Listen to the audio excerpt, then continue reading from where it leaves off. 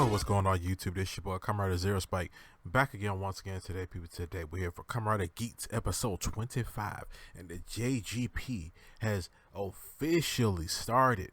They got a game master now, they got players now, they got rules and stuff now, they got a goal now, and it's on.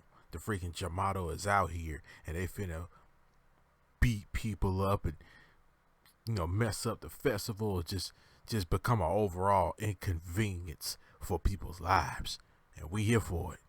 Well, I'm not here for it, but if y'all here for it, cool, kudos to you. But the Jamato were ugly, and I don't want to support no ugly monsters.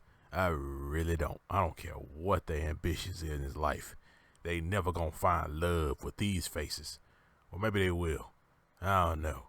Anyway, let's get into it. So, in this episode, we see that Beruba is announcing the JGP to her Jamato players, and we see that these Jamato are fully matured Jamato, and we see like 2 Jamato riders and some straight up Jamato monsters with Buffa also in the mix, sporting a new outfit and a new hairstyle. Now that they've actually, she established it, you see a better, but gave him a new outfit and whatever. So in this little DGP game that they're gonna do is the fact that they are trying to lure out the game, or lure out Lorium, trying to lure out Lorium so they can take his vision driver. And the objective of this game is to basically defeat the riders if they come, but also just go around and they get more points by the more things that they destroy and more big of an inconvenience that they make. So we see that Buffa is also in the mix of it. He does talk to Daiji about, why are you playing in the game? And he's like, I don't want to. Well, really, I can't play the game. I can't, participate in the game because I'm not a Jamato, which he does make a comment about how Buffa is also half Jamato. Well, he's at least getting there to being a full Jamato. So, which is actually, I don't think Buffa's gonna become a full Jamato. Calling it now. I think he's gonna get really close though, because he's already halfway there. But we do see in this episode that there's a nice little festival that the city is having, and we see that this boy who is basically there to progress the B plot, and we see that he has flowers, and he's willing to give these flowers. He's willing to use these flowers to basically give to the shrine to ask his mother to go, basically try to get his mom to come home. And we see that the one dude tells him about the story of, if you steal a bell from an oni, then you will be able to get a wish. We see that the Jamato start attacking, and we see that our 3 riders end up going to stop these from happening. But we did see that Beruba did give 2 of her Jamato, the Jamato riders did give 2 of them these prize boxes. Essentially, basically, now these 2 Jamato are able to Jamato riders are able to use buckles now, full on accessory weapons and buckles and stuff like Fever, Magnum, boost, stuff like that. They're able to use those things now, which is actually very, very frightening now that they're able to use those.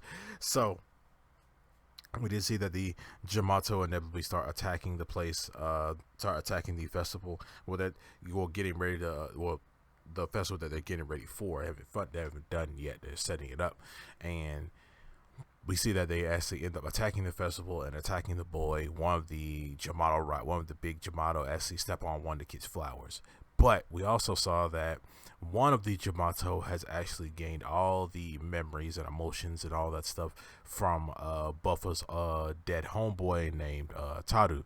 And this Jamato is basically trying to get real buddy with Buffa. And I thought it was a hallucination at first, but actually no. The actor who actually played Taru is still here, but he's not really him. It's a matured Jamato that's impersonating him essentially and fighting with him. So we see that the Jamato are attacking the festival and stuff. They're attacking people. That's when we see our 3 riders as they come in and start fighting off these Jamato. When they're fighting off Jamato off, they seem to be having a hard time with the Jamato now that they've actually gotten smarter and more, battle ready. We see that the 2 Jamato riders end up using the 2 buckles that they got, but they both got a fever buckle. One gets monster and the other one gets boost, but he gets like the chest part of boost. And we see that our riders are having a pretty kind of tough time with them. We also see that Buffa is also in the mix, and with the other also with the fake Toru. My bad, I said Toru. All right, miss you, Don Brothers.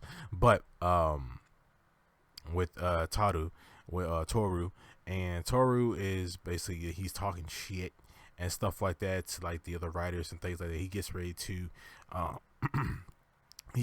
take out Kawa. He's getting ready to take out Kawa, but we see that round one of the JGP game has essentially ended, and we said, oh, you get to live a little bit longer. So all the Jamato essentially just get up and leave, and when they get up and leave, we see that the our rest of our riders help actually fix up the place.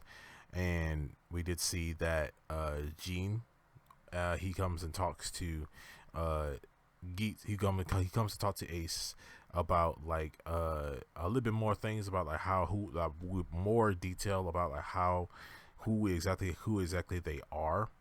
We see that it kind of contradicts some of the stuff that has been talked about before, but at the same time he talks about how turns out the future is predetermined and boring. That's what Geats feels. They basically, in the future, the far future, since 2023 to them is like ancient history, we see that their entire lives are predetermined. Basically they can basically, like, as soon as they're born, their entire life is predetermined, and they can live they basically live in a simulation where they can have anything they want, whether it be body types, occupation, money, people. Like, they can basically live in they basically are born into their ideal world that's already predetermined for them, and even their lifespan is predetermined, so no one even fears death anymore. No one even grieves or fears death. And Ace thinks this is absurd. He thinks it's all freaking stupid. I personally also think it's stupid. But after that, we see Buffett is talking to Betuba, and she tells him, he basically tells her that, hey, instead of asking me all these stupid questions, why don't you find me a way to give me some type of edge in the fight? And she says that, okay, I'll see what I can do. So we see Niram, who is talking to Neon's dad, talking about how he also was a part of DGP before, and Niram says that, hey, our goddess basically fulfilled your wish and gave you a daughter. You still can't show genuine love to her. And he also talks about how Niram also talks about how if things get super bad, if things get too bad, then I'll just reset everything. I'll reset the whole thing, and then no one will remember everything. Like, I'll just give this whole thing a clean sweep. But he's hoping, and he also tells Neo's dad that, how about you just have faith that our Kamen Riders are gonna pull through this. And yeah, that also would explain why her mom is so overprotective of her, because maybe at first they could not conceive a child, and then when he won that DGP or whatever he was in, he was able to get the wish to be able to have a child, to have a daughter, and probably is why her mom is so overprotective of her. And basically, because we couldn't get a child at first, and now we finally have one, and yeah. So after that, we even see Kawa talking to I forgot the frog dude's name, but talking to him. It starts with a K. I know it starts with a K. I just don't know how to pronounce it that well. But we see that they even don't even know, but basically elaborating more on what Jin said. They don't even know, he didn't even know what a festival even is and stuff like that. Like, they didn't even know, he doesn't even know some of the stuff, like, of what they're actually doing right now in this time, even though, and also they've been to many other time periods. So a festival maybe is very kind of foreign to them, or how he made it seem. But yeah, we also saw Neon, who was basically talking about the festival and stuff, and then she gets approached by two fans who kind of try and ask her out, but his homeboy talks him out of it. And we see Kiyun. Kiyun comes up and talks to her. He kind of argues with her a little bit, and he says something to her, saying, "If you keep that up, you'll never find your genuine love that you want." And then she walks off, but then she wonders, how did he know my wish? Because we know that Kiyun hasn't revealed himself to Neon yet, that he is her supporter. So she's like, how did he know my wish? Like, what's going on here?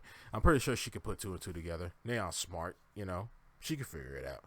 But after that, round two of the whole thing has started, and we see that now that round two has started, and we see Archimedo, who sends out his Jamato to play these big old, regular basic Jamato. Starts playing these freaking drums, and as the drums play, we see that this giant Jamato plant grows. And it turns out the Jamato, basically, the more things that they destroy, the more of these giant plants that will grow. And when the more of these giant plants will grow, they'll actually start destroying a lot of things. So we end up seeing that we're basically right back at the festival area, and that's when we see Geats. He does talk to the kid. He ends up meeting the kid and learning the kid's story, and actually wants to protect this child. So now that's when we see Geats getting ready to battle Buffa. He gets ready to battle Buffa, but he gets ready to fight Buffa, and after we see that the fake Toru shows up, Jamato Toru, he comes up and says, hey, let's go ahead and beat this guy up, and then whatever, Geats buys lonesome, stuff like that. So before Geats ends up getting a fight, we see Jean actually team up with Ace to fight them off. We see that Jean is fighting the Jamato, and of course he's winning. He's beating the crap out of this guy, shooting every part of his body. And we see Buffa is still fighting Ace. And while Buffa's fighting Ace, he ends up hitting Ace with his horns and throwing him. And when he does that, we see that he clears a secret mission. Turns out that was the secret mission that Beelzebub gave him, and now he ends up getting the command buckle / the jet buckle. He ends up putting it on, and he ends up actually beating the crap out of Ace. He's got the the big flying form. Yeah, we see Buffa turn into that, and he starts beating the crap out of Ace. And then the episode basically ends with Buffa getting ready to do that ultimate slash attack on Ace, and that's where the episode ends, right there. And I was like, why end it there? Like, what was the point of that? Like, you could at least let an explosion or something go off or whatever, but hey, it is what it is. So, but in this episode was actually pretty good. I'm glad we got more knowledge on these guys, and also we know what kind of future they come from, and it seems like they just live in this big simulation, like this big Matrix like kind of world that they live in. And I can see why they actually started doing the DGP stuff, because it just seems like this world that they're in is actually probably very boring, because basically everybody gets anything they want, and everybody's whole lives are predetermined and all that good stuff. And I kind of can see why they actually started this whole DGP stuff. But this whole JGP stuff is actually pretty weird. I don't like it at all. Like, even the opening is different in this episode as well. We're seeing all our writers with their their supporter next to them, especially Keiwa's face when he's holding up was it Kikari? I don't know, it starts with a K, but holding up the frog dude all weird, like, because he's just like kind of a porcelain statue of a frog in a suit. But yeah, man, but this episode was pretty good. I'm still, the whole goddess of creation thing is still up, and is still basically out there talking about she granted, Neon's dad a wish and stuff like that, and maybe we'll start to get more insight on who Ace is as this goes on. Keiwa, I don't think they're really gonna do much with Keiwa. Still my favorite character though. But other than that, what do you guys think? What do you guys think of this episode of Kamen Rider Geats, episode 25? Do you think the future that they come from is actually pretty freaking boring? And what do you guys think this whole Toru and Buffer thing is gonna go? Because I don't think Buffer really likes this dude. Of course he doesn't. Like, Buffer doesn't like anybody.